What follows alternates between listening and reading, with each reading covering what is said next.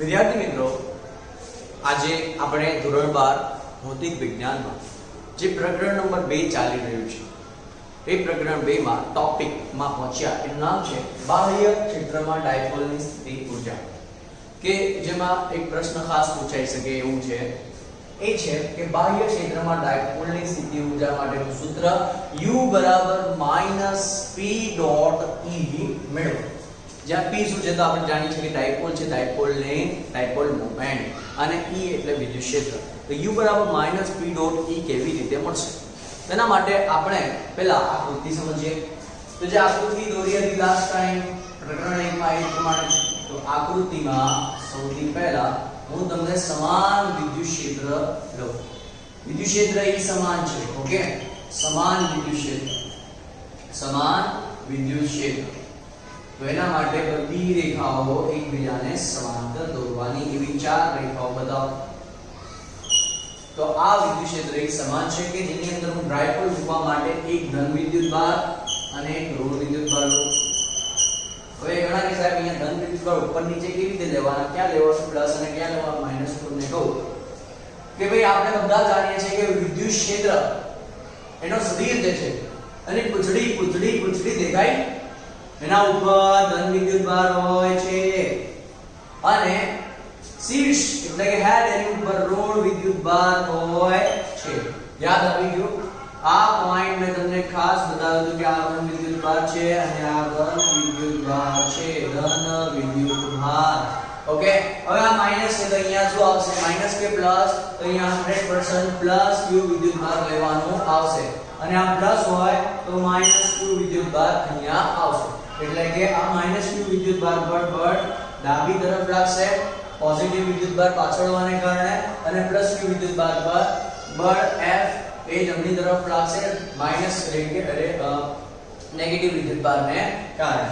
હવે બંનેને જોડતી એક રેખા બતાવો તો એ તમે ડાયપોલની અક્ષ કહેવાશે, અને એ ડાયપોલની સાથે જે ખૂણો બનાવતો હશે એવી એક અક્ષ બનાવી દો. તો વચ્ચેથી પસાર થતી એક વર્ટિકલ અક્ષ બનાવી દો, બરાબર, અને એક હોરિઝોન્ટલ અક્ષ બનાવી દો. તો તમે જુઓ કે ડાયપોલ ની એ જે સદિશ રેખા છે એ નેગેટિવ ટુ પોઝિટિવ એટલે -q થી +q તરફની લેવામાં આવે છે P, બરાબર. તો આ P ડાયપોલ મોમેન્ટની દિશા -q થી +q તરફ છે, અને આ x અક્ષ સાથે આ લો તો આની સાથે બનતો ખૂણો શું થાય? θ. હવે આકૃતિ સમજો કે આ વિદ્યુત ક્ષેત્ર E કઈ દિશામાં છે? તો વિદ્યુત ક્ષેત્ર E ધન x દિશામાં છે. ઓકે, અને P આ સાથે θ ખૂણો બનાવે છે. વિદ્યુત ક્ષેત્ર E ની સાથે P θ પણ બનાવે છે, અને તમે જુઓ તો આ બળ F પોઝિટિવ જમણી તરફ છે અને આ બળ F નેગેટિવ જે વિદ્યુત બળ છે નેગેટિવ તરફ છે. ડાયપોલ કઈ તરફ ભ્રમણ કરવાનું વલણ ધરાવશે? તો હું કહું કે આ +F આમ ખેંચશે, આમ ખેંચશે, તો ક્લોકવાઇઝ એટલે કે સમઘડી દિશામાં ડાયપોલ ભ્રમણ કરવાનું વલણ ધરાવે છે. અને એ ટોર્ક કેટલો? તો ટાઉ, અને ટાઉ બરાબર P ક્રોસ E આપણે જોઈ ગયા છે ને પ્રકરણ 1 માં. તો હવે એને વિરોધ કરતો ટોર્ક આપણે લગાવીશું, અને વિરોધ કરતો ટોર્ક આ ટાઉ થી મોટો હશે અને એને નાબૂદ કરી નાખશે. તો એ ટાઉ એક્સટર્નલ લોકાશે. શું હશે? ટાઉ એક્સટર્નલ, જે ટાઉ ની વિરુદ્ધ દિશામાં છે. એટલે કે ડાયપોલ જમણી તરફ ભ્રમણ કરવાનું વલણ ધરાવે છે એટલે સમઘડી, તો આપણે એને વિષમઘડી દિશામાં ટાઉ એક્સટર્નલ એટલે બાહ્ય ટોર્ક લગાવીએ કે જે આ ટોર્કને નાબૂદ કરીને આપણે એને 0 થી કોઈ θ સુધી આપણે ખેંચી શકીએ છીએ, ફેરવી શકીએ છીએ વિષમઘડી દિશામાં. ઓકે, તો અહીં ડાયપોલ વિદ્યુત ડાયપોલ પર વિદ્યુત ડાયપોલને સમાન વિદ્યુત ક્ષેત્રમાં મૂકતા તેના પર લાગતું ટોર્ક અહીંયા લખી દઈએ. તેના પર લાગતું ટોર્કનું સૂત્ર લખીએ, પહેલા સૂત્ર લખીએ, અને એ ગઝેટ ટોર્ક ટાઉ બરાબર સદિશ P ક્રોસ સદિશ E. આ આપણને યાદ છે ને? ઓકે, બીજા ભાગમાં હું લખવા માંગુ છું કે આનો વિરોધી ટોર્ક બરાબર બાહ્ય ટોર્ક આ કઈ દિશામાં છે? તો સાઈડ પર લખ્યું સમઘડી દિશામાં. બરાબર ઓકે હવે ડાયપોલ પર બાહ્ય ટોર્ક લગાવીએ હવે ડાયપોલ પર બાહ્ય ટોર્ક લગાવતા આપણને ટાઉ એક્સટર્નલ મળશે અને એ પણ કોના જેટલું હશે તો ટાઉ એક્સટર્નલ પણ p ક્રોસ e જેટલું જ હશે સદિશ છે એટલે સદિશ બતાવો p ક્રોસ e કઈ દિશામાં તો આ સમઘડી હતું ને આમ તો હવે ટાઉ એક્સટર્નલ વિષમઘડી દિશામાં એને ભ્રમણ કરાવશે તો મારે કૌંસમાં લખવું પડશે વિષમઘડી દિશામાં આ એક્સટર્નલ એટલે બાહ્ય ટોર્ક લગાવીએ મૂલ્ય સ્વરૂપે લખો તો મૂલ્ય સ્વરૂપે લખતા આપણે માનાંક સ્વરૂપે લખીએ તો ટાઉ એક્સટર્નલ ખાલી કરીએ ટાઉ એક્સટર્નલ બરાબર p e ક્રોસ પ્રોડક્ટ છે તો cos આવે કે sin ઘણા કે સાહેબ cos ના ક્રોસ છે ને તો ક્રોસ માટે sin અને ડોટ હોય તો cos પ્રકરણ નંબર 4 ધોરણ 11 ભાગ 1 ની બુક વાંચી લેજો તો p e sin theta tau external બરાબર p e sin theta next હવે આ જે ટોર્ક છે એના કારણે શું થશે તો કોણીય સ્થાનાંતર કોનું થશે ડાયપોલ તો ડાયપોલ કોણીય સ્થાનાંતર કરશે ટોર્ક ના કારણે તો કોણીય સ્થાનાંતર અને ટોર્ક આવે તો એના ઉપર કાર્ય થાય કેવી રીતે કાર્ય થાય તો જ્યારે આપણે ધોરણ 11 માં ભણતા હતા પ્રકરણ નંબર 6 કાર્ય ઊર્જા પાવર એમાં જે કાર્ય આવતું હતું બળ ગુણ્યા સ્થાનાંતર યાદ છે ને બળ એટલે f સ્થાનાંતર એટલે dx તો એ જ પ્રમાણે આપણે ચાપ ગતિમાં ભણ્યા ને કે બળ f ની જગ્યાએ ટોર્ક હોય અને સ્થાનાંતરની જગ્યાએ કોણીય સ્થાનાંતર થીટા હોય તો ટોર્ક * થીટા પણ આપણને કાર્ય જ આપશે તો એ ફોર્મેટનો ઉપયોગ કરીને અહીંયા કાર્ય કરીએ તો ડાયપોલ પર થતું કાર્ય ડાયપોલ પર આ ટોર્ક ને લીધે થતું કાર્ય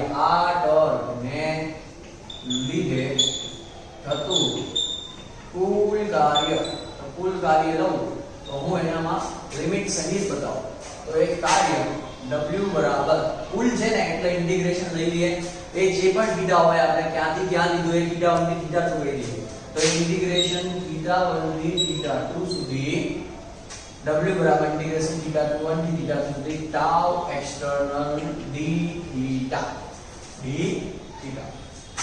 થીટા 1 પ્રારંભિક કોણો એટલે પ્રારંભિક કોણીય સ્થાન અને થીટા 2 અંતિમ કોણીય સ્થાન કે જે તે હોય અને tau external એ બાહ્ય ટોર્ક છે અને d theta એટલે સૂક્ષ્મ સ્થાનાંતર કોણીય છે કેવી રીતે આ સૂત્ર આવ્યું તો આપણે ઓલમોસ્ટ ભણી ગયા છે ધોરણ 11 સાયન્સમાં કે આપણે કારણ લખી દઈએ w બરાબર ઇન્ટિગ્રેશન x1 થી x2 સુધી f external dx પરથી આ રેખીય ગતિ માટે અને આ ચાપ ગતિ માટે આ બળની જગ્યાએ કોણ આવી જાય ટોર્ક આવી જાય dx ની જગ્યાએ કોણ આવી જાય d થીટા આવી જાય કોણીય સ્થાનાંતર યાદ છે ને કે ભૂલી ગયા આ જુઓ તમને યાદ આવી જશે ઓકે તો tau x ની જગ્યાએ શું મૂકી દીધા p sin થીટા તો માટે w બરાબર ઇન્ટિગ્રેશન થીટા 1 થી થીટા 2 સુધી બોલો tau external ની જગ્યાએ શું આવશે p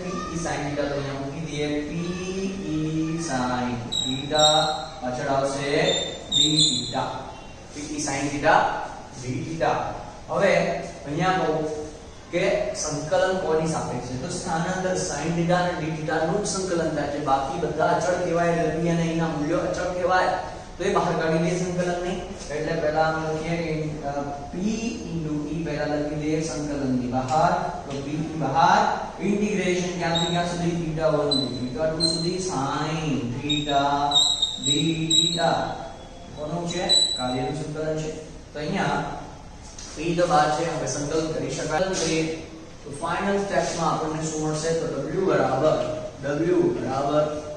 p અચળ બહાર છે p અચળ બહાર છે ઓકે p સ્મોલ છે બરાબર અને ઇન્ટિગ્રેશન sin થીટા થશે માઈનસ cos થીટા માઈનસ ભૂલતા નહીં માઈનસ cos થીટા ક્યાંથી ક્યાં સુધી θ1 થી θ2 સુધી માઈનસ cos sin θ નું સંકલન છે અને θ1 થી θ સુધી એ બધી લિમિટ છે.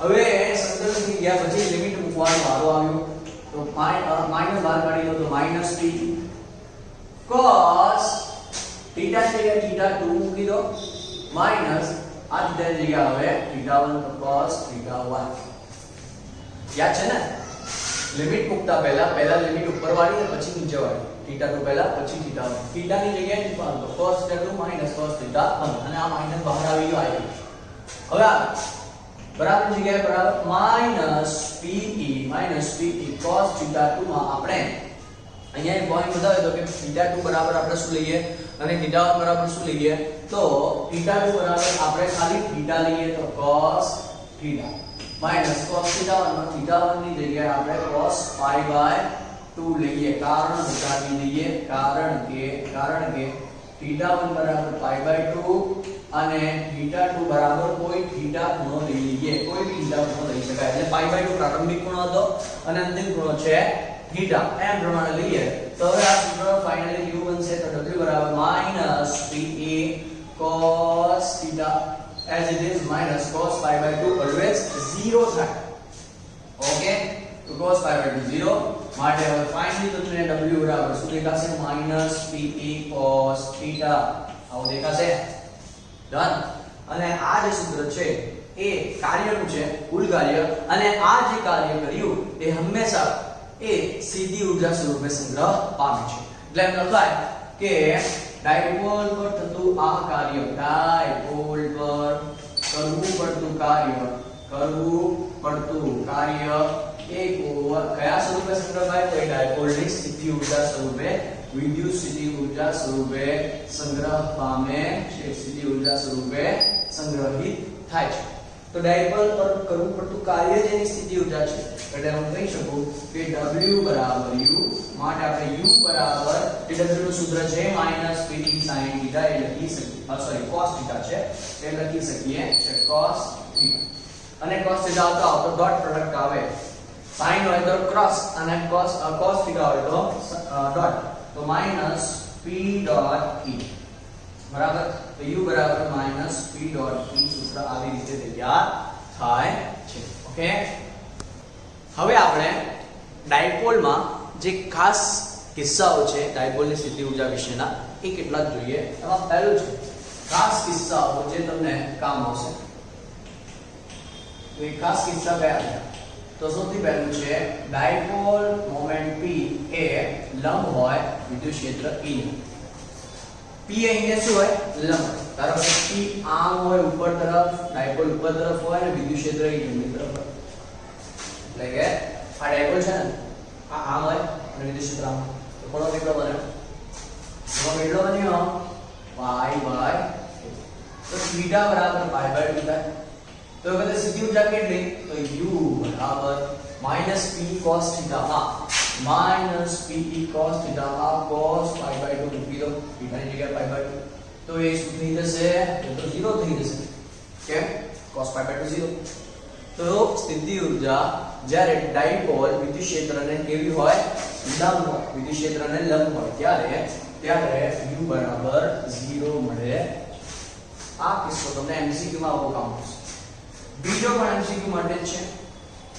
p સમાંતર હોય E હવે p સમાંતરીમાં બે કેસ થાય એક θ બરાબર 0 પર હોઈ શકે અથવા π પર હોઈ શકે 0 એટલે 0 π એટલે 180 તો એના માટે હું બે પોઈન્ટ બતાવું કે જ્યારે p અને e એક જ દિશામાં હોય એટલે p અને e એક જ દિશામાં ડાયપોલ મોમેન્ટ p અને e બંને એક જ તરફ હોય એટલે સમાંતર કહેવાય તો શું થાય તો u બરાબર એના માટે θ બરાબર 0 થાય તો u બરાબર -pe cos 0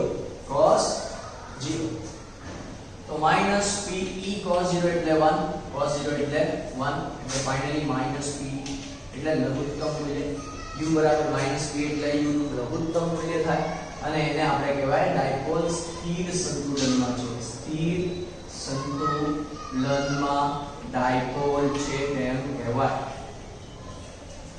આમાં એક એક્ઝામ્પલ આપો કે આપણે અત્યારે સીધા છે, ઊભા છે, એટલે આપણે લઘુત્તમ સ્થિતિ ઊર્જા સાથે ઊભા છે, એટલે આપણે સ્થિર સંતુલનમાં છે.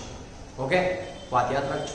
બીજા પોઈન્ટમાં આનો એક એક્ઝામ્પલ આપો કે P અને E સમાન હોય. P આમ થાય, E આમ થાય, બરાબર?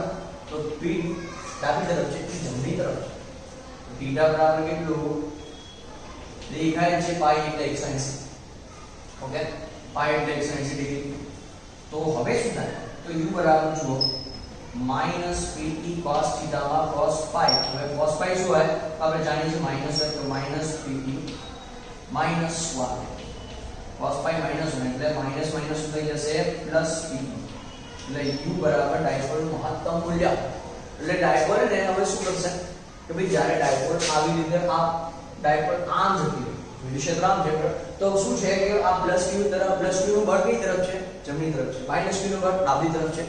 એટલે આ માઈનસ q અહીંયા આવે છે, પ્લસ q અહીંયા આવે, તો ડાયપોલ કઈ તરફ ફરવાનું વલણ ધરાવે છે? ક્લોકવાઇઝ, સમઘટિત દિશા. એટલે કે ડાયપોલને આવી રીતે 180 ડિગ્રીનું વલણ આપી દઈએ ને તો ડાયપોલ અસ્થિર થઈ જાય. શું થઈ જાય? એટલે અસ્થિર સંતુલનમાં કહેવાય. તો આ પ્રમાણે અસ્થિર સંતુલનમાં ડાયપોલ, અસ્થિર સંતુલનમાં ડાયપોલ એટલે સીધા થવાનું વલણ ધરાવે છે, એટલે કે સ્થિર થવાનું વલણ ધરાવે છે. આ ટોપિક સમજવા માટે આપણો જ એક્ઝામ્પલ ફરી લઈએ. ભાઈ આપણે આ સીધા છે, બરાબર?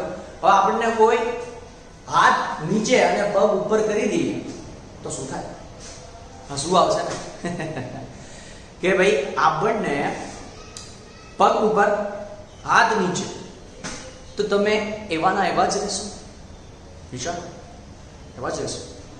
એવા ના રહી શકે. આપણે એ સીધા થવાનો પ્રયત્ન કરીએ છીએ. તો જ્યારે આપણે આવું કરી શકીએ તો આ ડાયપોલ ના કરી શકીએ, અને તમે ઊંધી કરી દો તો એ સીધી નહીં થાય, હશે ને? તો આવી રીતે સમજો, મજા આવી જશે. ઓકે, આ તમને MCQ માં બહુ કામ આવશે. તો મલ્ટિપલ ચોઇસ ક્વેશ્ચન્સ માટે આ ખૂબ અગત્યનો પોઈન્ટ છે, તો યાદ કરશો.